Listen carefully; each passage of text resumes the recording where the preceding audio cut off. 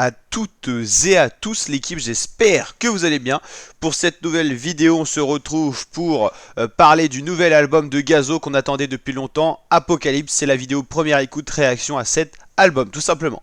Donc Apocalypse de Gazo, sorti le 29 novembre 2024, 15 titres, dont 2 qu'on connaissait déjà, Probation, qui a été un véritable succès, également Pop avec Lamano à point 9, qui était le premier featuring qu'on découvrait donc pour présenter le projet. Alors, on va analyser les titres un par un et on verra globalement ce que le grand public a pensé de cet album.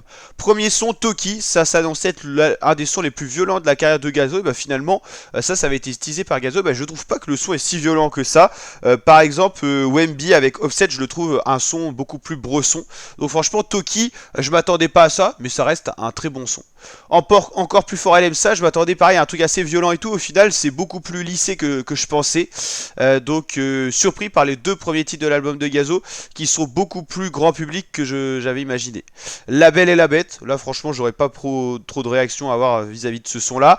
C'est Lélé, un style que je m'attendais pas non plus, là c'est vraiment Fally Ipupa, l'artiste nigérian si je dis pas de bêtises, qui a plus imposé son style à Gazo, et Gazo s'est plus adapté au style de Fally Ipupa, donc pareil, grosse surprise. Nanani Nanana, lui il avait été teasé en concert, là, ce son là, c'est vraiment mon préféré des 5 premiers sons, c'est celui-là. C'est vraiment un son un peu tube, avec une instru entraînante, mélodieuse, donc franchement, Nanani Nanana sur les 5 premiers titres, c'est celui-là que je préfère, c'est d'ailleurs pour ça que je l'ai mis dans les favoris. Pure Codei Fit Yamé, il était sorti juste un peu avant l'album sur France Inter Musique, qui avait invité, ouais ça paraît bizarre, mais Yamé et Gazo pour faire une interprétation clippée. Vous mettez France Inter, Gazo, normalement vous allez trouver ça. C'était Gazo et Yamé, Pure Codei en live sur France Inter, 4 minutes 04 de son disponible sur la chaîne YouTube de la radio. Donc un son plutôt sympa où les 2 artistes ont vraiment une voix différente. Gazo vraiment grave, Yamé plus aigu. On a l'impression d'avoir du Gazo Tiakola et franchement c'est assez mélodieux, c'est assez sympathique. Wemby avec Offset, je pense que c'est le titre le plus violent de l'album. Franchement j'aime bien. Offset fait un tout petit couplet. Je m'attendais quand même à plus. J'imagine que Gazo en plus a dû payer cher pour faire venir Offset sur son album. Est-ce qu'il y aura un jour un clip vu l'altercation qu'il y a eu entre les proches de Gazo et Offset, c'est pas sûr. Mais pour moi, ce 7ème son, c'est le son le plus violent de l'album. Birthday avec Jul, franchement, j'ai été très déçu de ce titre-là. Gazo, Jul ont resté sur un banger, hein, d'or on te piétine. Et là, franchement, j'ai trouvé que Jul avait une voix d'intelligence artificielle. Et l'instru, je l'ai pas trouvé incroyable non plus.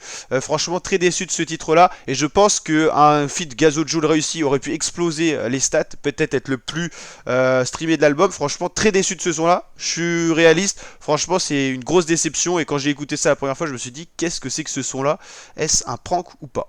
Probation, c'est validé forcément. D'ailleurs, pourquoi il est pas liké? J'ai dû le liker 2 fois, donc ça a disliké.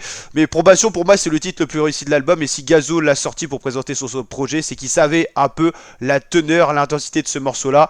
Très mélancolique, très love et tout ça. Franchement, c'est une grosse réussite, hein. Pour l'instant, dans ce début d'album, Nanani Nanana, Probation et Wemby sont les 3 titres les plus réussis. C'est d'ailleurs ces 3-là que j'ai liké sur les 9 premiers sons. Fiesta avec Morad, c'est le son d'ambiance, c'est le son style boîte. Donc ça, franchement, le T, il valide forcément.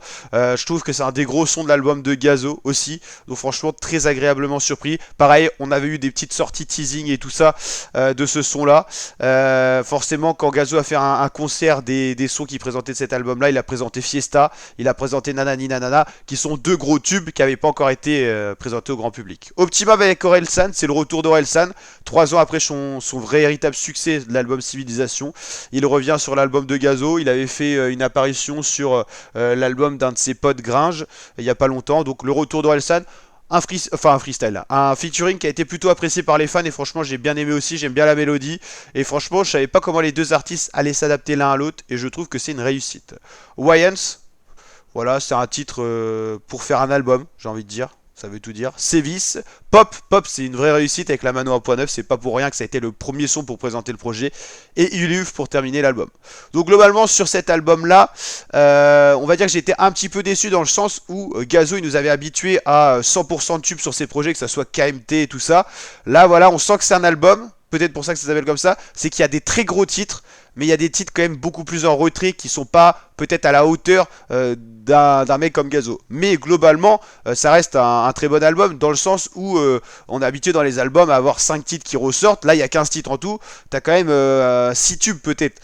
Mais c'est vrai qu'il y a certains morceaux qui sont pas au niveau homogène de la teneur d'un projet comme Gazo, qui est quand même pour moi un des meilleurs rappeurs français aujourd'hui.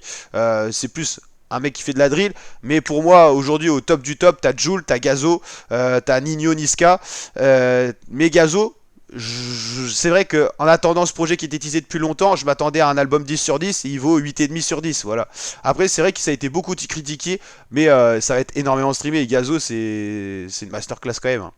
Donc franchement les titres qui ressortent, Nanani Nanana c'est le tube grand public qu'on pourra entendre partout à la radio, OMB c'est le titre violent un peu à la Gazo Frisker Leon de l'époque. Probation, c'est le style Love incroyable. Fiesta, c'est le titre Fête, comme son nom l'indique. Optimal, c'est le son vraiment à la hauteur d'un feat Gazo Orelsan.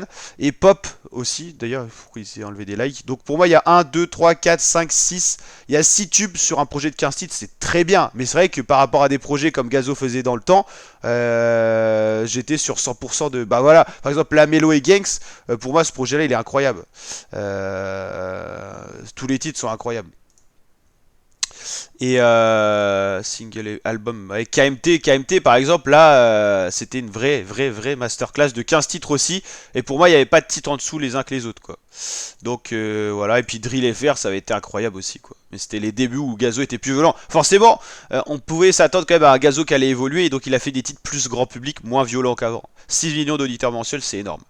Et en parallèle, il y a Dinos qui a sorti un album. Alors c'est vrai que les réactions disent ouais, l'album de Dinos c'est mieux et tout. J'ai écouté l'album de Dinos, je suis pas fan, mais j'étais déjà pas fan du style qu'il faisait Dinos. Donc pour moi, genre l'album de Dinos, je mettrais 5-6 sur 10, et Gazo, je mettrais 8,5, même si je m'attendais à un 9,5. Mais ça reste un très beau projet Gazo. Et voilà, tout simplement, hein. Gazo, des gazos. Donc n'hésitez pas à me dire vous ce que vous en pensez en commentaire. Voilà, ça reste un des gros albums qu'on attendait de cette fin d'année. Il restera encore SCH avec JVL IVS 3, Ad Finem et Jul avec Inarrêtable. J'espère que Jul nous a fait du vrai Jul et qu'il nous a pas fait un titre à la hauteur de Gazo Jul là sur cet album avec Birthday, qui est vraiment pour moi un des flops de l'album. Quand j'attends Jul et Gazo, qui sont quasiment mes deux artistes préférés du rap FR en ce moment, je m'attendais à une masterclass du style d'Oron de Piétine. Là franchement j'étais très déçu. Peut-être la plus grosse déception d'album par rapport à ce que j'attendais. Après voilà, Pop, Probation, Masterclass. Après Optimal avec Orelsan, pas mal. Wemby, incroyable. Voilà, il y a du niveau quand même. La Malay Gangs, comme dirait Gazo. Donc n'hésitez pas à liker, vous abonner, partager. Je vous dis à très bientôt pour de nouvelles vidéos, notamment réaction rap français. Il nous reste l'album de Jul et de SCH à découvrir. Donc il y a encore beaucoup de sorties pour cette fin d'année et ce dernier mois de 2024. Ciao l'équipe.